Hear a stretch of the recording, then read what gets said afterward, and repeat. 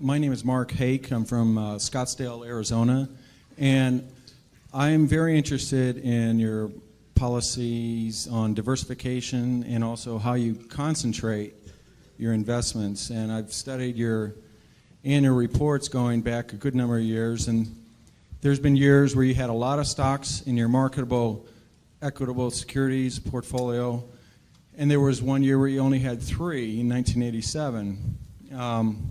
So I have 2 questions. Given the number of stocks that you have in the portfolio now, what does that imply about your view of the market in terms of, is it fairly valued, that kind of idea? And second of all, it seems that whenever you take a new investment, you never take less than about 5% and never more than about 10% of the total portfolio with that new position. And I wanted to see if I'm correct about that. Yeah, well, on the second point, that really isn't correct. We have positions which you don't even see because we only listed the ones above 600 million in the last report, and obviously those are all smaller positions. Sometimes that's because they're smaller companies and we couldn't get that much money in. Sometimes it's because the prices moved up after we bought them, and sometimes it's because we may be selling the position down even. But so there's nothing magic. We like to put a lot of money in things that we feel strongly about, and that gets back to the diversification question. We think diversification is, as practiced generally, makes very little sense for anyone that knows what they're doing. Diversification is a protection against ignorance. I mean, if you want to make sure that nothing bad happens to you relative to the market, you own everything. There's nothing wrong with that. I mean, that is a perfectly sound approach for somebody who does not feel they know how to analyze businesses.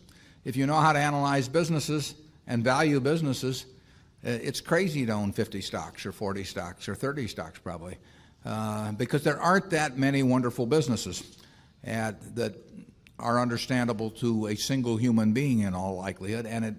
And to have some super wonderful business and then put money in number 30 or 35 on your list of attractiveness and forego putting more money into number 1 just strikes Charlie and me as madness. And it's conventional practice, and it may, if all you have to achieve is average, it may preserve your job, but it's a confession in our view that you don't really understand the businesses that you own. On a personal portfolio basis, I own 1 stock, but it's a business I know, and it leaves me very comfortable. So, do I need to own 28 stocks in order to have proper diversification? It'd be nonsense. And within Berkshire, I could pick out 3 of our businesses, and I would be very happy if they were the only businesses we owned and I had all my money in Berkshire. Now, I love the fact that we can find more than that and that we keep adding to it. But 3 wonderful businesses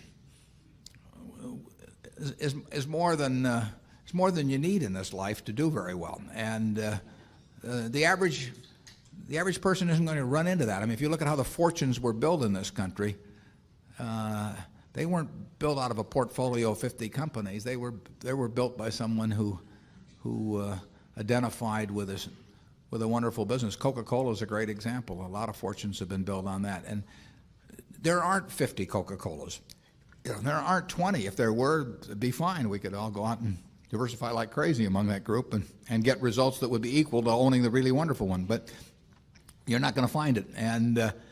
And the truth is, you don't need it. I mean, if you have a really wonderful business, is very well protected against the vicissitudes of the economy over time and the competition. I mean, we're talking about businesses that are resistant to effective competition, and 3 of those will be better than 100 average businesses, and they'll be safer, incidentally. I mean, there is less risk in owning 3 easy-to-identify wonderful businesses than there is in owning 50 well-known big businesses. And it's amazing what has been taught over the years in finance classes about that. But I can assure you that I would rather pick if I had to bet the next 30 years on the fortunes of my family that would be dependent upon the income from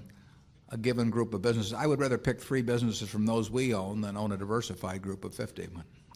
Charlie? Yeah, what he's saying is that much of what is taught in modern corporate finance courses is twaddle.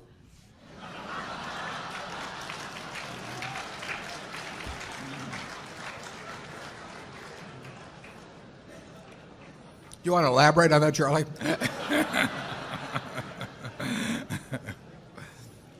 You cannot believe this stuff. I mean, it's modern portfolio theory, and